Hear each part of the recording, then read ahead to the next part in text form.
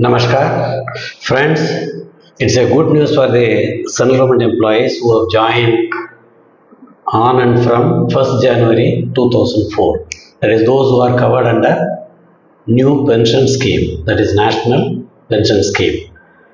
Actually, once the new pension scheme, which is now called as National Pension Scheme, was introduced, there was only one concern from the employee side was, what is the assurance of pension? Because it was indicated as the fund will be invested in the market and the market return will provide annuity kind of a thing. So that people were afraid, and almost 20 years it was started by the NDA government.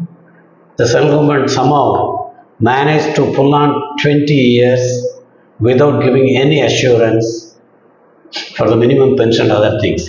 In the meanwhile, those who have retired have got only some lump sum grant or something, or the pension was minuscule. But from 2009, government has issued some relief to the central government employees family, that in case of death or permanent disability, making the employee unable to continue to service, government has given them option. The family pension was at par with old pension scheme. So that is like of the total salary, 30% of the value will go as family pension. From the pension, to put it from pension, it is 60% of the pension will go as family pension. So that relaxation was given in the year 2009, effective from 1/1/2004. So those employees who have died, the families of those employees who have died have been taken care by government, like the people who were already in service, and it is like similar to the old pension scheme related family pension.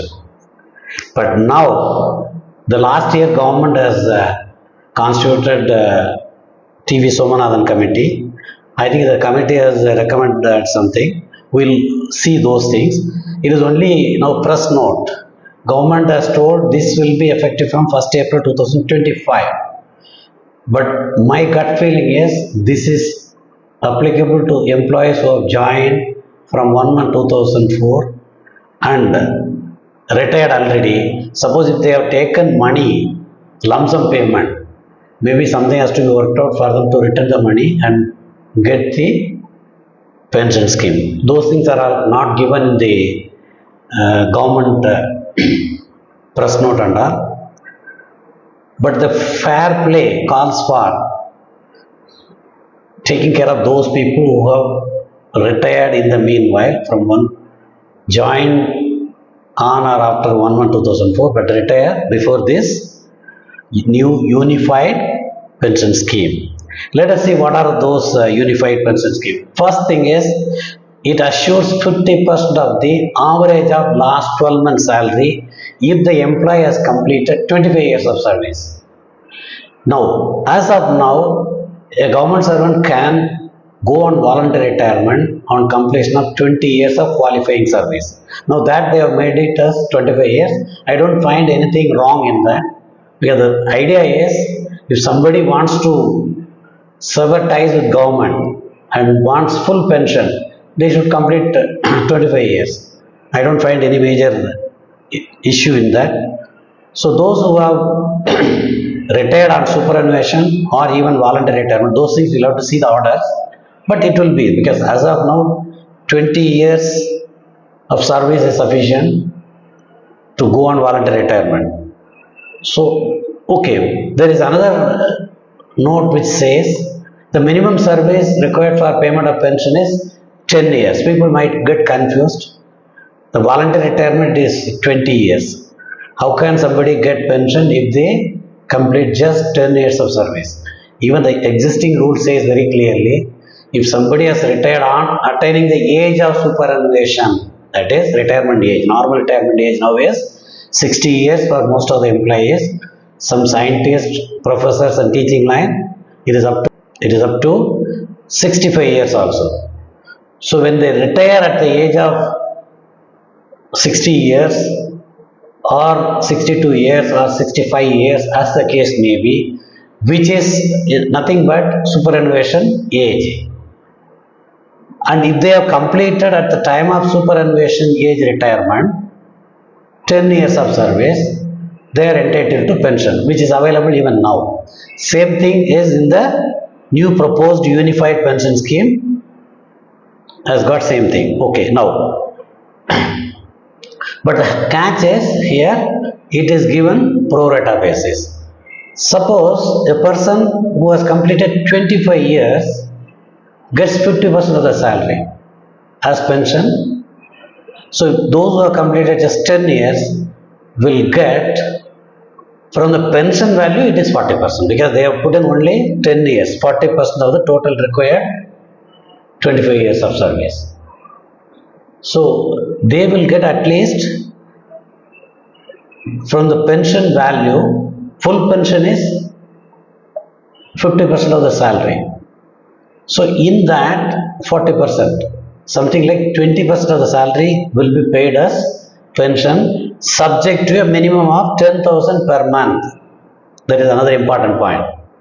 Now, as I already told you, family pension will continue to be paid even for the existing setup also it is there if the employee opts for it.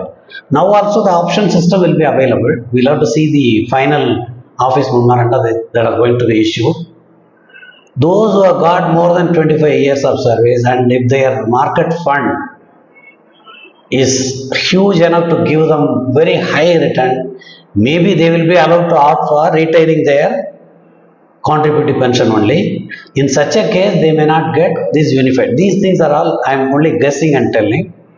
Otherwise, those who have got up to 25 years of service, they can opt for the unified pension scheme where they get 50% of the last drawn average salary for the 12 months salaries average. Okay.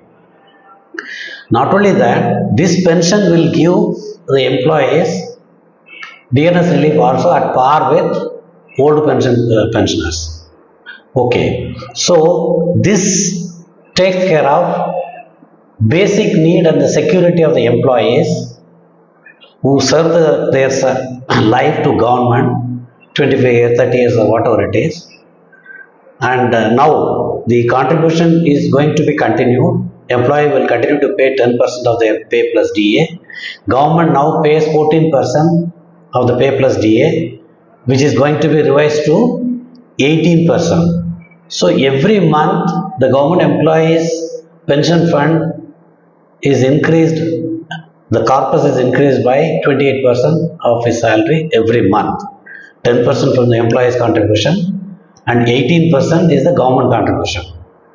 Now, apart from this pension and DNS relief, etc., on pension and family pension for those new pension people, they will get lump sum payment also on superannuation, along with gratuity, 1/10 of monthly emolument as on the date of superannuation for every 6 months of service. This payment will not reduce the quantum of assured pension, because they are already contributing 10% every month.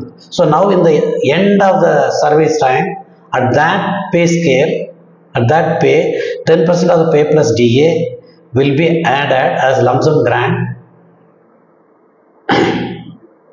along with the gratuity. Anyway they will get at par with old pension employees.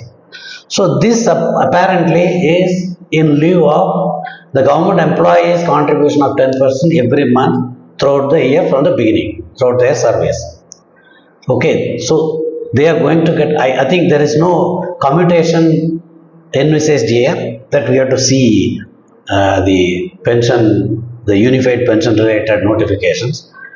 But going by the press note of the government, instead of commutation, employees are going to get 1/10 of the 10% of their pay plus DA for every 6 months. That means every completed year, they will get another 20% of their pay plus DA. So that is another lump sum which will give them probably more than the computed value of pension. Now I think government, maybe if my guess is right, government tries to invest the pension fund in the market, and the market return will give employee pension if that is advantageous to the employee. Otherwise, employee can opt for this one and go for, it's only again guess, because once you contribute for pension fund and then government pays the pension etc., and 10% also they are paying back as for every 6 months as additional money. These are all indicative that in case you have lots of money, suppose you have more than 30 years service and your corpus funds is crores of rupees which will give you huge amount of pension as annuity. Probably you may have to take an option at that point of time, whichever is advantageous. Okay, when government gives you pension, assured pension, naturally government contribution will be withdrawn from the market to the government kitty. And employee contribution as such, they are going to pay as additional 10% of the pay plus DA for every completed 6 months. So that money probably is from the 10% contribution the employee makes. Let us wait and see for that complete details. But now, immediate response, the immediate result is that everybody is now aware. Every employee who has joined from 1st January 2004, every employee who has joined from 1st January 2004 will get minimum of 50% of the last drawn average salary if they have completed 25 years of service before retirement on superannuation. This is a really good development. The employees have been fought for the last 20 years to get assured pension, which has now been accepted by government. And there is another important point to be noted is, this is the first time the Prime Minister of India has attended a meeting of joint consultative machinery meeting. Normally, cabinet secretary level, the official side will be represented by cabinet secretary, and the employee side will be represented by the JCM office bearers. Now, in this meeting, when they, before announcing this unified pension scheme, was attended by Prime Minister himself. Let us wait for the outcome of the meeting also, because there is a possibility of having discussed the Constitutional 8th Pay Commission, but nothing is mentioned about that in the newspaper report or in the news report or by the government press release also. But let us wait and see. I think employee must have discussed, demanded Constitution of 8th Pay Commission. Let us hope for the best. In any case, the government has indicated through Finance Secretary that new pay commission scales are due from 1st January 2026. So let us hope for the best. It's a good news for all the central government employees, especially those who have joined from 1/1/2004. Namaskar. We will see other things, the new development, anything in the next video.